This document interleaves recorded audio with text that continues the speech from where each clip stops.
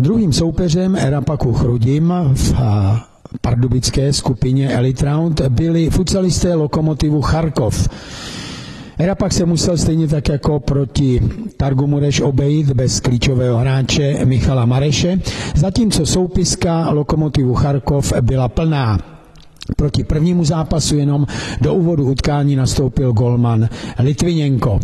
Utkání řídila trojice rozhodčích Kammerer Německo, Sivič Slovinsko a Coelho Portugalsko.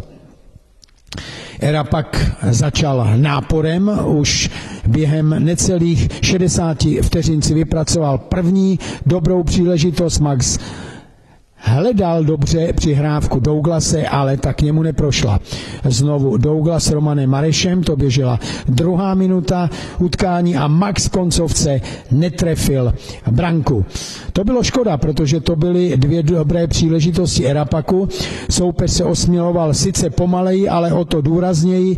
Bělocerkivec zahrozil, to bylo v 6. minutě, poté se dostal do šance ještě Matěj Slováček, ale pak předvedl Sorokin nádhernou akci s Džurbou a na konci úplně před prázdnou brankou byl Bělocerkivec, který v době 8:30 zabezpečil Charkovu vedení 1:0.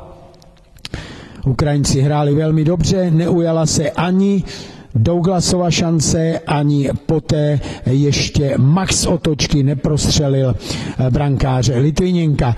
To se podařilo, až Filipemu v 13. minutě srovnal na 1:1 po stardance Dentinha. Hosté se dopustili 6. akumulovaného faulu a Dentinho nastřelil z prodloužené penalty jenom tyč. To byl první, myslím, takový rozhodující okamžik zápasu. Poté neuspěl ze standardky Sorokin, ale v breaku ani Lukáš Rešetár. V začátku druhého poločasu přišla chyba v rozehrávce, kterou potrestal Kyselyov. Po 11 vteřinách poslal Charkov ve druhém poločase do vedení 2:1. Nepříjemný stav a zbytečný gól. Erapak tlačil, ale Douglas ne protrhnout střeleckou smůlu. Poté Sorokin znovu po pravé straně našel připraveného útyče Olíňa. V zápětí utekl míč Dentinhovi, Kyselyov se dostal až k rohovému praporku a nakonec střílel Džurba ze střední vzdálenosti. Olíňa byl připraven. Poté spolupráce Dentinhu s Maxem a jeho střela zblokovaná a v zápětí ještě vyráží opět Litvinenko. Erapak tlačil, hráčům nelze upřít snahu. Tohle byla Dentinhova přihrávka, nůžky Maxe a hlavička Romana Mareše, ale stále to bylo mimo 3 tyče.